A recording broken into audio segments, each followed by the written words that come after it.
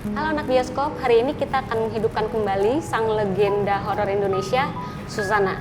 Dalam film Suzana Santet Dosa di Atas Dosa akan semencekam apa filmnya?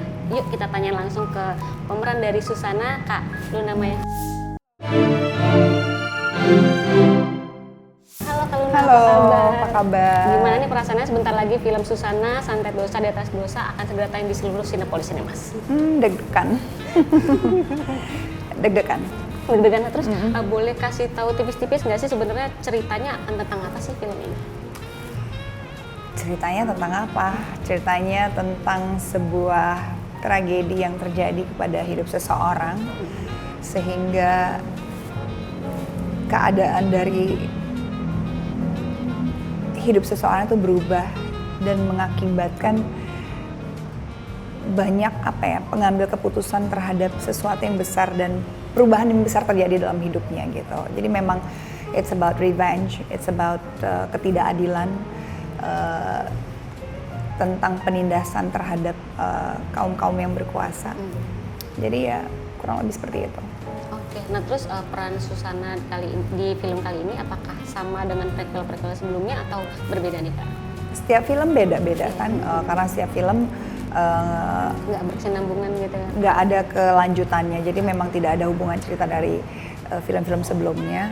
Tapi kalau di sini karakter Suzana ya bisa dibilang beliau adalah seorang karakter perempuan desa yang sangat sederhana, tidak ada tidak ada ambisi atau cita-cita yang besar selain membahagiakan kedua orang tuanya dan hidup bahagia bersama mungkin orang yang dia cintai. Ya kalau kita hidup di kampung di desa kadang-kadang ambisi itu nggak terlalu penting ya. Dia menjalani hidupnya hari-hari seperti layaknya seorang perempuan biasa aja gitu. Jadi memang kalau aku ngelihat sangat sederhana ya karakternya gitu. Tapi karena ada suatu kejadian dan musibah yang terjadi dalam hidupnya, ternyata kita nggak pernah tahu karakter yang begitu sederhana ini memiliki begitu banyak energi yang ternyata bisa merubah seseorang menjadi begitu powerful lah gitu. Oke. Nah terus ke arah teknis nih Kak, berapa lama sih proses makeup untuk menjadi Suzana nih? 4 jam lah. Setiap harinya? Setiap hari. Setiap hari. Setiap hari. Nah terus apa sih bagian yang paling sulit menurut Kak Luna? Apakah prostetiknya, kontak lensnya, atau ya jaga energi buat jadi Suzananya gitu? I think semua ya, nggak ada yang I wouldn't say kayak oh ini gampang, ini enak, ini susah gitu. I think the whole process memiliki memiliki daya tarik dan ceritanya tersendiri. Nggak ada yang aku bilang proses yang sulit-sulit banget juga aku nggak akan bilang oh ini sulit banget gitu. Enggak juga, tapi gampang juga enggak. Jadi memang ada tantangannya juga gitu. Sama seperti kayak film-film yang lain gitu yang kita produksi di luar Suzana gitu, pasti ada tantangannya tersendiri gitu. Tapi kalau dibilang sampai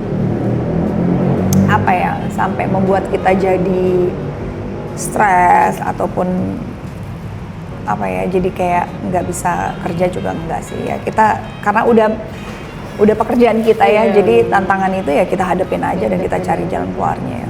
Nah oke. Terus ada nggak sih momen-momen yang bikin Kak Luna kayak di adegan ini gue tuh udah bukan Luna lagi, gue tuh udah Suzana abis gitu? I don't know, itu mungkin orang yang menilai ya, tapi menurut aku sih yang bisa dibilang Suzana abis adalah pemeran aslinya yang namanya Suzana. Jadi mau saya yang melanjutkan legacy beliau, mau nanti ada pemain baru yang melanjutkan juga, aku rasa semua punya daya tarik dan punya ciri khasnya masing-masing ya. Nah terus kalau misalnya Suzana yang dulu kan kayak dia punya ritual untuk masuk ke adegan intens gitu. Kalau dari Kak Luna sendiri ada nggak sih ritual atau kebiasaan yang dilakukan sebelum masuk ke adegan intens? Aku nggak tahu ya jawabnya gimana itu. Karena aku nggak tahu ritual apa yang dilakukan oleh Bunda sebelumnya, tapi kalau aku ritualnya baca skripsi. Iya, itu harus sebagai seorang pemain itu yang paling utama ya, kita harus tahu cerita, kita harus tahu karakter, dan kita harus tahu apa saja yang akan di take pada saat kita harus take scene apa aja. Ritualnya ya harus hafal skrip, hafal ya semuanya udah di luar kepala sih, gitu.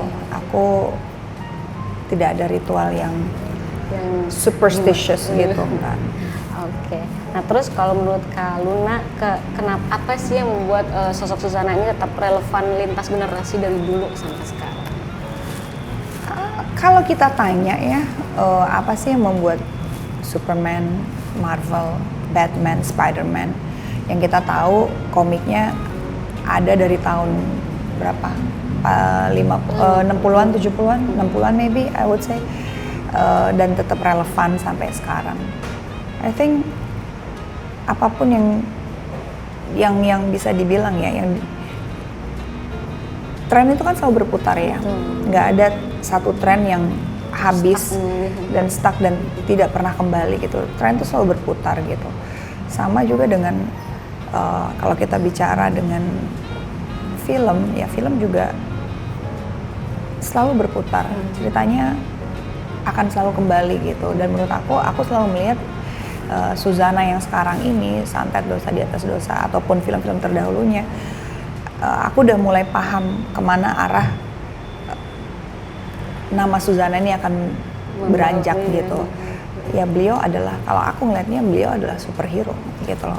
Adalah tokoh IP yang ingin dihidupkan kembali dan akan terus hidup sampai generasi berikutnya. Jadi daya tariknya menurut aku dari generasi ke generasi nggak akan luntur, karena menurut aku Suzana sendiri itu sangat ikonik, dan sangat relatable untuk masyarakat Indonesia, karena bisa dibilang orang Indonesia suka sekali dengan film-film beliau gitu. Jadi aku pikir itu yang akan selalu relate, dan yang menyenangkan adalah menurut aku film Suzana dari terdahulunya pun selalu menggabungkan, bisa dibilang berbagai macam genre, dari horor, komedi, drama, bahkan sampai action. Kita bisa melihat semua genre dalam satu tayangan, dalam satu paket komplit yang membuat kita jadi terhibur. Karena menurut aku ya hiburan itu ya memang ringan aja gitu. Not necessarily harus ringan aja, tapi ya aku ngeliat film Suzana itu sangat menghibur gitu.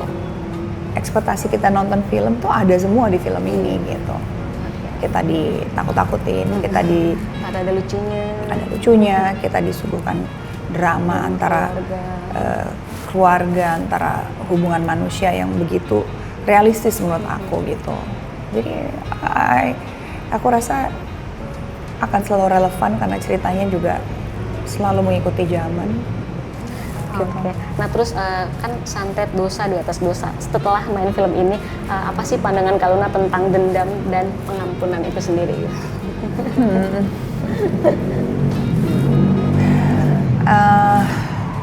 Sangat manusiawi kalau aku ngelihatnya. Orang yang punya perasaan sangat manusiawi bisa merasakan apapun. Merasakan marah, merasakan kesel, merasakan cinta, merasakan dendam, merasakan kekecewaan. Itu kan semua rasa ya yang akan dialami oleh perasaan kita sebagai manusia apabila dihadapkan dalam situasi-situasi tertentu.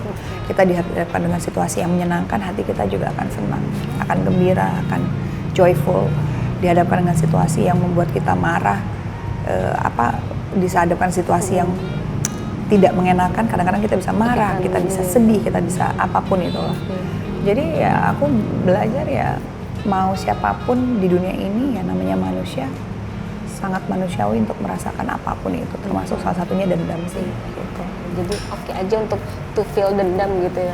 I think it's okay as long tidak menggerogoti kita. Betul. Itu yang paling penting kan, maksudnya kita merasakan itu ya kita cerna, kenapa kita merasakan itu, apa sebabnya, ada salah kita kah, atau ada salah orang, atau salah apapun yang terjadi ya kita rasain ya kita acknowledge aja menurut aku ya. Iya.